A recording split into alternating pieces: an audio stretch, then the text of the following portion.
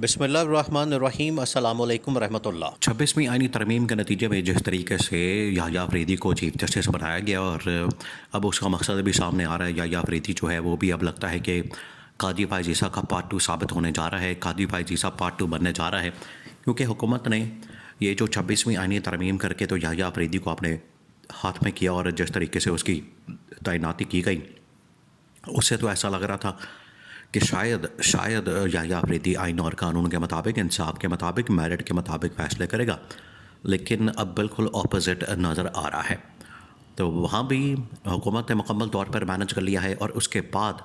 जो अहम तरीन इदारा पाकिस्तान की फ़ौज है, पाकिस्तान का एक अहम तरीन इदारा है, उसको भी किसी तरीके से अब मैनेज किया जा रहा है। और उसमें भी आर्मी चीफ़ की जो एक्सटेंशन है 5 साल की, वो करने के बाद मुकम्मल तौर पर चीज़ों को अपने हाथ में कर लिया गया है और हुकूमत तो जो है वो 3-4 साल का एक पूरा मनसूबा बना के बैठ गई है। अब ये जो इस वक्त मौजूदा हालात है, इसमें इमरान खान की जानिब से जो एक ट्वीट्स का सिलसिला है वो सामने आया है और इमरान खान ने जो अपना पैगाम है वो ट्वीट के ज़रिए से मैसेज कन्वे किया। इमरान खान ने जहाँ पर वकला के साथ बातचीत की, इमरान खान ने पार्टी लीडरशिप के साथ मुलाकात की, तो इमरान खान ने जो पूरी मौजूदा सूरत हाल है उसके ऊपर खुल कर और दो टोक अंदाज में एक अपना जो मौक़िफ़ है वो सामने रखा है। एक तो ये जो इस वक्त हुकूमत कर रही है उसके पीछे 2 मकासद है, 2 उसके पीछे वजूहात हैं जिसकी वजह से हुकूमत ये सारा कुछ कर रही है। 26वीं आईनी तरमीम और आर्मी चीफ़ की जो एक्सटेंशन है और उसमें 26वीं आईनी तरमीम में चीफ जस्टिस की तैनाती और उसके बाद आर्मी एक्ट के अंदर तब्दीली, ये 2 वजूहात है उसके पीछे जो किया जा रहा है। फिर इमरान खान ने ये पूरा एलैबोरेट किया और इमरान खान ने उसका सलूशन दिया, इमरान खान ने उसका हल दिया। हुकूमत 2 पीछे जो वजूहात है उसमें पहली जो बड़ी वजह है, देखें ये नून लीग और पीपल्स पार्टी का अगर आप ट्रैक रिकॉर्ड निकाल के देखें, इनकी तारीख देखें, इनकी आप बैकग्राउंड देखें, इनकी आप हिस्ट्री देखें, 97 के अंदर जब नवाज शरीफ को 2/3 मेजॉरिटी मिलती है तो वो क्लासिक एग्जाम्पल है नून लीग की सियासत को समझने के लिए कि उस वक्त नवाज शरीफ ने क्या किया। अगर आपने नून लीग की सियासत का खुलासा करना है, नून लीग की सियासत को जांचना है, परखना है, तो इसकी जो एक क्लासिक एग्जांपल है वो ये कि 97 के अंदर जब 2/3 मेजॉरिटी मिलती है तो उसके बाद नून लीग बिल्कुल ही पागल हो जाती है। नवाज शरीफ वज़ीर आज़म बन जाता है और नवाज शरीफ को दिमाग को चढ़ जाती है जो 2/3 मेजॉरिटी होती है, क्योंकि वो भी नवाज शरीफ बार बार इदारों को कह के, इस्टेब्लिशमेंट को कह के, ये नहीं कि अवाम ने वोट दे दिया, अवाम को बड़ी मोहब्बत थी, अवाम को जो है बड़ी चाहत थी, अवाम ने बड़ा ये वोट दिया या सपोर्ट किया, ऐसा नहीं मामला था। ये इदारों को कह के, इस्टेब्लिशमेंट को कह के, उस वक्त की अदलिया, उस वक्त की इस्टेब्लिशमेंट, उस वक्त की फ़ौजी क़यादत, उसको कह के तो ये नवाज शरीफ को 2/3 मेजॉरिटी दिलवाई गई धांधली करके और मैंडेट चोरी करके, मैंडेट के ऊपर डाका मार के। वरना ये जो 2/3 मेजॉरिटी है ये तो नून लीग कभी भी हासिल नहीं कर सकती। टोटल इसकी औकात है नून लीग की 10-15 सीटों की पास, इससे ज़्यादा और इतनी सीटें जो है पाकिस्तान की कोई भी पॉलिटिकल पार्टी निकाल सकती है और टोटल इसकी औकात ये है। ये 2/3 मेजॉरिटी तक जाना या 100 सीटें या 150 सीटें या 80-90 सीटें निकालना, ये नून लीग जो है वो इस्टेब्लिशमेंट के साथ मुकमका करके निकालती है। हर बंदा जो है रात को बैठा होता है इलेक्शन की जो डे होता है उस दिन और इस्टेब्लिशमेंट को कॉल करता है और कहता है कि मुझे जज्बा दो, फिर उसको तसल्ली दी जाती है, गारंटी दी जाती है, सुबह उठता है वो जीता होता है। तो ये है। अब 2/3 मेजॉरिटी जब मिली तो उस वक्त नवाज शरीफ ने आते साथ ही पहले सदर को हटाया, अपनी मर्ज़ी का सदर लगाया, फिर उसके बाद उसने चीफ जस्टिस को हटाया, पूरी की पूरी अदलिया को उड़ा के बाहर फेंका, अपनी मर्ज़ी के जजेस भी ले आए और चीफ जस्टिस भी ले आए, उसके बाद आर्मी चीफ भी अपनी मर्ज़ी का ले आए। तो ये देखें अब किस तरह से उन्होंने इदारों को मैनेज किया। एक तो खैर सदर तो बिल्कुल फ़ारिग हो गया, उस वक्त 58(2)B का मसला होता था, इस वजह से अपना बंदा वहाँ पर इंस्टॉल करना बड़ा ज़रूरी होता था। तो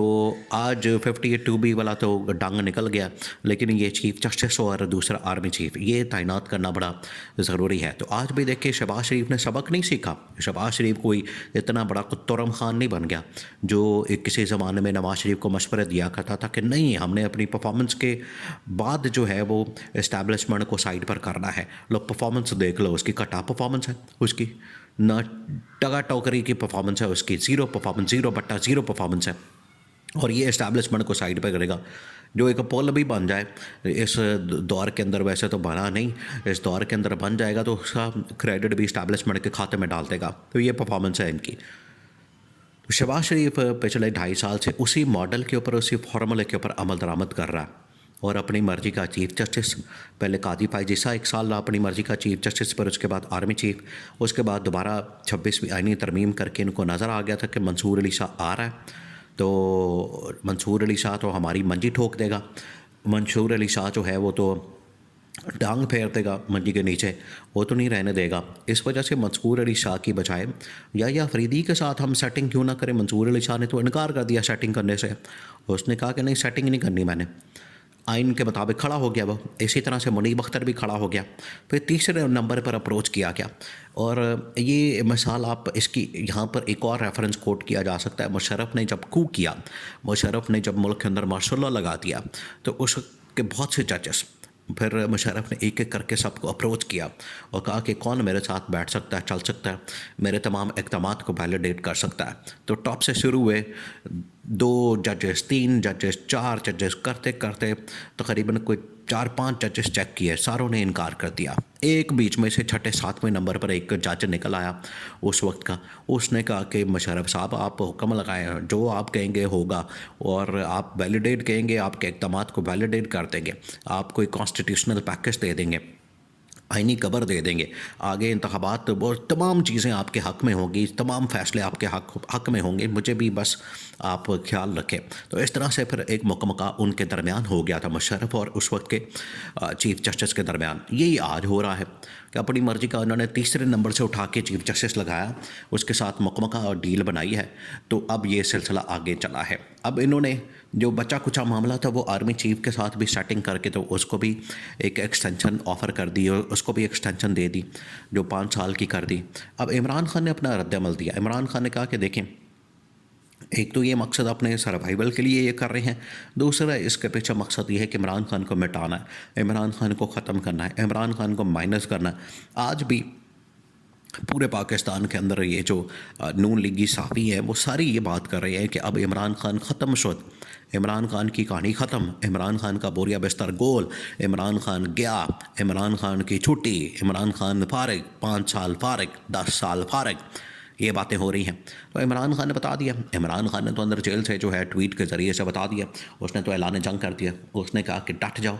मेरी कौम के नौजवानों, मेरे कौम के जवानों, मेरे बुज़ुर्गों, मेरे भाइयों, मेरी बहनों, डट जाओ, ये वक्त है, अपनी नस्लों को बचा लो, अपने आप को बचा लो, अपने मुस्तकबिल को बचा लो, वरना ये चूंटियों की तरह, तुम्हें कीड़े मकोड़ों की तरह रौंदते हुए ये गुजर जाएंगे। जिस तरह से अब आज इदारों को रौंदा जा रहा है, आइन को, कानून को रौंद दिया गया, बुलडोज़ कर दिया गया है, ये आपको भी रौंद के गुजर जाएंगे। तो इमरान खान तो डट गया है, अब आपकी कुर्बानी का वक्त है।